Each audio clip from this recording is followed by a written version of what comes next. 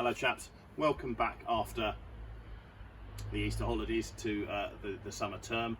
I thought I'd do a quick video to help me set up the piece of work which I'm going to set for you over the next couple of weeks on Show My Homework. And the reason I thought it needed a video was because I want to show you something that the school's using at the moment, or making at the moment, for to be used as PPE in the health service. And I know you did that work for Mrs Ironside before Easter holidays, and it'd be great if some of you who haven't posted that yet, pop it on the Google Drive so that I can see it. Thank you for those of you that have. But it'd be great if the rest of you could just pop it in your folder, put it in your previously set up NEA folder. I've come outside because obviously all of the Burtons are working at once, and I don't want my constant babbling to get in the way of Mrs Burton's work, or Jack, who I know is known to 2 or 3 of you, who are both getting on with work elsewhere in the house. So this item here is a face shield. It is designed to provide a barrier between a health worker and their patients, in order that sort of particles, moisture, coughing doesn't reach the face. Obviously, it can be worn in conjunction with a face mask, some sort of hat that comes with the scrubs or the gowns that are being worn as well. But it just provides a facial barrier which allows people still to breathe, but gets in the way of moisture. It's had some good reports from some of the people that have used it. The history of it is that Mr Cady's GP, or a GP local to Mr Cady, asked him if the school had any PPE that could be lent, and when me and Mr Maskell went in to see if we could find some, we found that the stuff we've got scratched, dirty. It's been used for purposes that probably aren't conducive to keeping it in the condition that you'd want it in the NHS. So Mr Maskell went online and managed to find this design. Essentially, the band is cut from a sheet of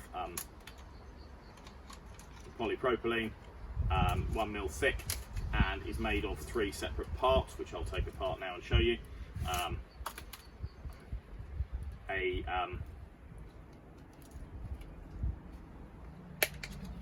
A front strap which holds the screen, a rear strap that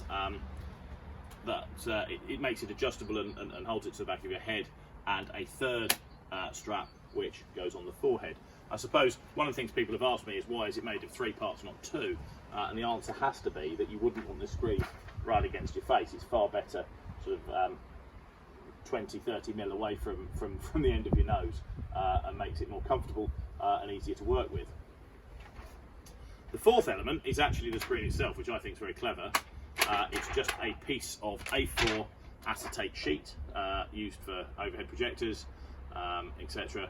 And it's punched both sides with an ordinary hole punch set up at A6, and this headband is designed to take it, which means that any organisation or individual using these, if they feel they want to replace the screens, either because they're dirty or scratched or for health reasons, can easily go out, buy a box of OHP sheets and have replacement screens ready to go.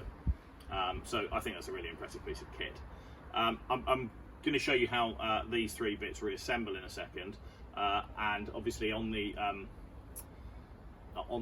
rest of the documentation that I'm going to give you in this Show My Homework, there'll be a link to the website from which we got the original information, so you'll be able to see the designs in the same way as me and Mr Maskell found them on that morning. We have actually made hundreds of these, and they're now in use at St Helier, King's College Hospital, Croydon University Hospital, but also in GPs' practices and pharmacists in the sort of Sutton, Wallington, Croydon area, and also an old boy who lives in Winchester and runs a a children's hospice, which has been repurposed for the duration of this particular situation as beds for the elderly. Emailed me and asked if he could have a few, and there are a few in use there as well.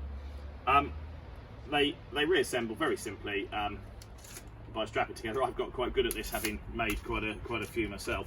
By strapping together like this, and you can see the flexibility of the plastic is an important part of the design. Hence the polypropylene sheet. We don't, as I say, we don't have any appropriate sheet, so we have only been using so far. We've only been using recycled A3 portfolios covers. And there we have the headband. I've shown you how to fit the mask. So by the end of these 2 weeks, it'll be interesting if you can come up with a better solution, or maybe a solution which allows us to use A4 instead of A3 plastic, or smaller amounts of plastic, so that we can get more out before we run out of material. I hope that all of you are thinking about doing DT as an A level. If you're not, then see this project as a bit of a farewell to the subject, a bit of a challenge, and perhaps someone will come up with a design which actually helps the NHS and the local area in the current challenging times. For those of you who are going to do A level DT, this will help in a number of ways. One, it's more practice with NEA type work. But I know you've all done a lot of NEA work recently, but it also, and perhaps more importantly, I'm hoping that the questions I ask and the problems I set will model the problem-solving aspects of the exams that you're going to sit in the summer of 2021. Nice to chat, guys. It'd be nice to see you in person at some point.